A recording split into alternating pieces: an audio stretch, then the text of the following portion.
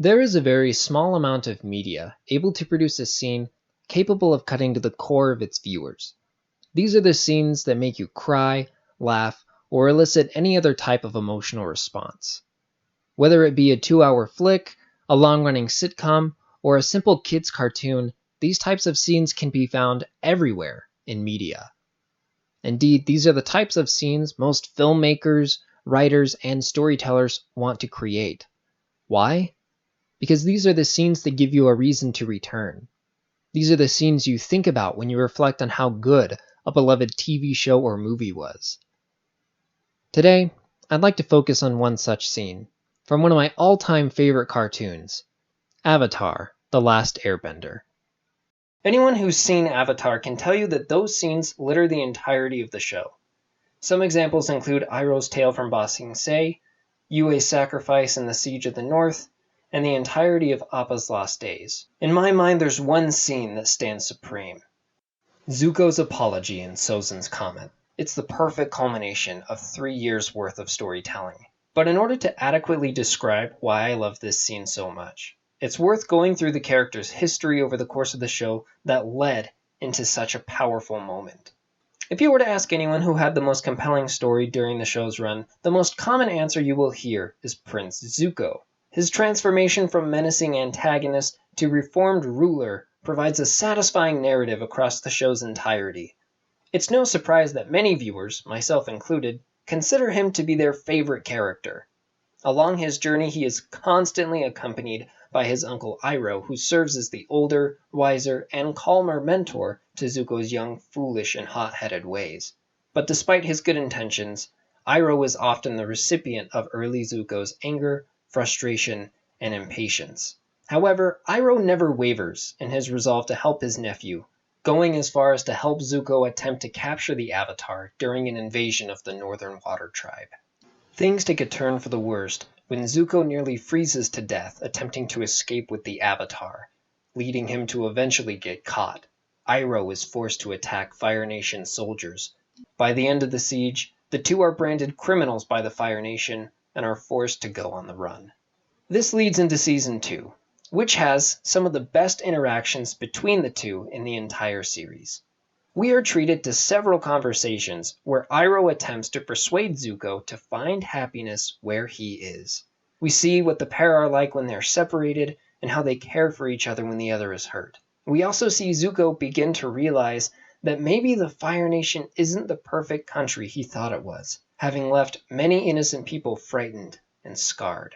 But it isn't until the pair reach the Earth Kingdom capital of Ba Sing Se that we see their relationship at its finest. In the episode Lake Laogai, Zuko infiltrates a secret Earth Kingdom compound where the Avatar's missing bison is being held. Intent on coming up with a way to use it to somehow capture the Avatar, he discovers his holding pen only to be stopped by Iroh.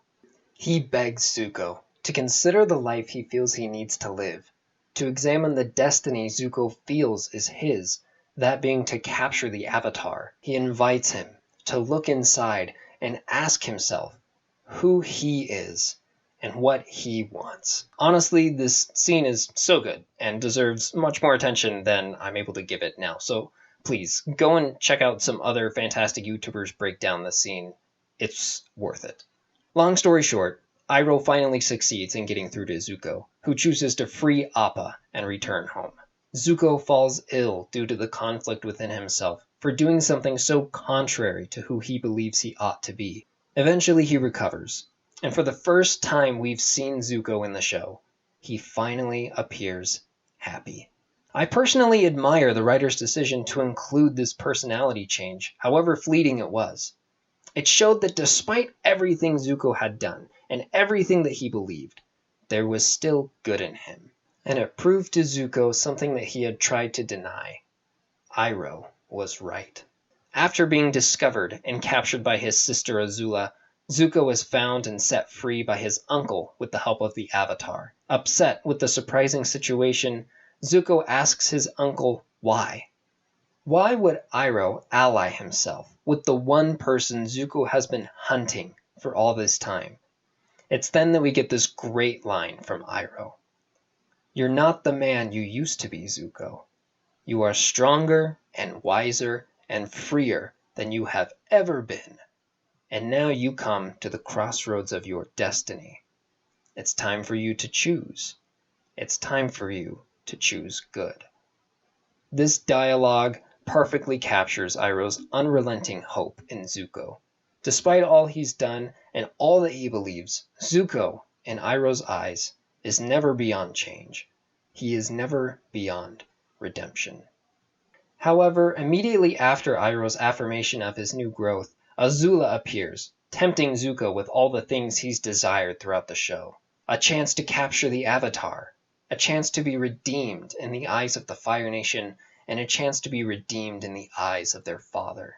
With both sides presented to him, the decision is ultimately left up to Zuko, and as we all know, he sides with Azula, betraying Iroh and nearly causing the death of the Avatar. In the end, the Avatar escapes, Iroh is captured, and Zuko returns home a hero. Season 3 shows Zuko receiving all the things he wanted, but despite it all, he isn't happy.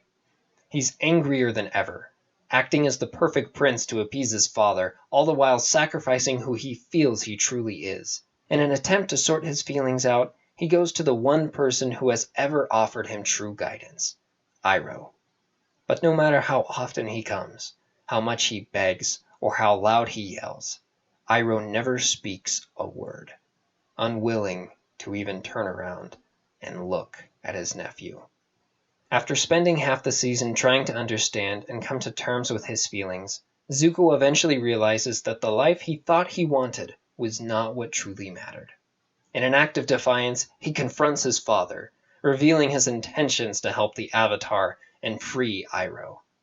After an electrifying encounter, he heads to the prison only to discover Iroh is long gone, having already broken himself free. Not knowing how to find Iroh, Zuko takes his destiny into his own hands and sets off, alone, to ask forgiveness of the Avatar and his companions. Eventually, Zuko comes to be accepted by Team Avatar and is gradually forgiven. He discovers the true source of firebending, breaks some prisoners out of jail, and helps Katara find her mother's killer. But throughout all his adventures, the underlying guilt for how he treated his uncle still remained. As the series draws to a close, the Avatar mysteriously disappears just before his final confrontation with the Fire Lord. This prompts the rest of Team Avatar to seek out the next best person that could take him down, Iroh. And after a series of escapades involving a smelly slipper and a sure shoe, they manage to track him down.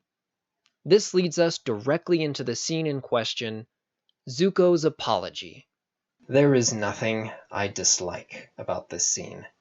Zuko is certain that Iroh hates him for what he did, but he knows he has to face him and apologize. Fully prepared to be met with whatever negative reaction his uncle might have, Zuko steps into the tent, only to find Iroh fast asleep.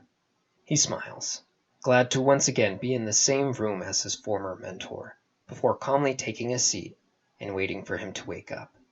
When morning eventually arrives, Iroh awakens and notices his nephew at the door of the tent, but still he remains silent. Zuko, now feeling more certain than ever that his uncle hates him, begins to cry as he apologizes for what he did. His apology is interrupted, however, by the embrace of his uncle. Shocked, Zuko asks how Iroh could forgive him so easily, believing he would instead be furious. Iroh tells Zuko that he was never angry, but sad, because Zuko had lost his way. As stated in the beginning, this scene has always struck a chord with me. I can't help but think about how this story relates to real life. I imagine a teenager who's made bad decisions, who maybe believes they have to act a certain way or do certain things in order to fit in and be accepted.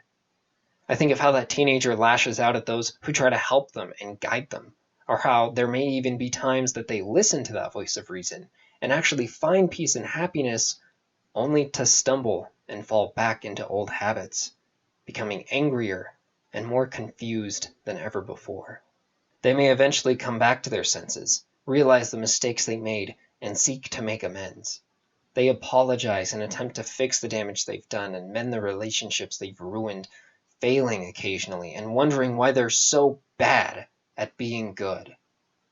And while they remain diligent in their hopes to fix their lives, they remain fearful that those who once loved them and tried to help them the most would now despise and hate them.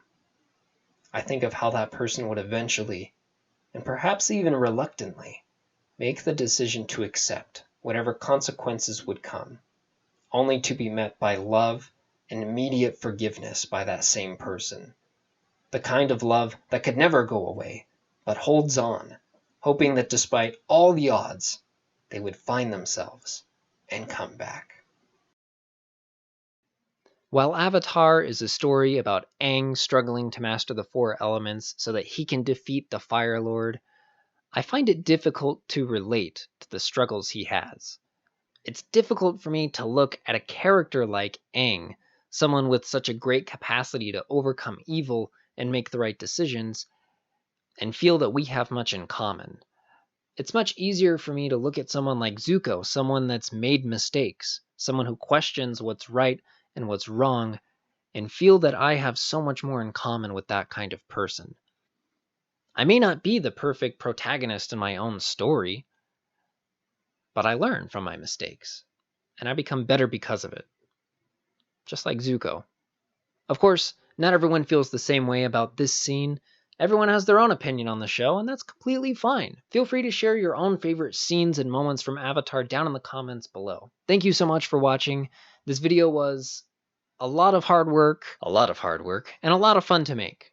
I plan on releasing a companion piece with this video, breaking down the process of everything that went wrong, because there was a lot. So hopefully that'll be out here within the next week or two. But yeah, love you guys. Love Avatar. Check it out. Peace.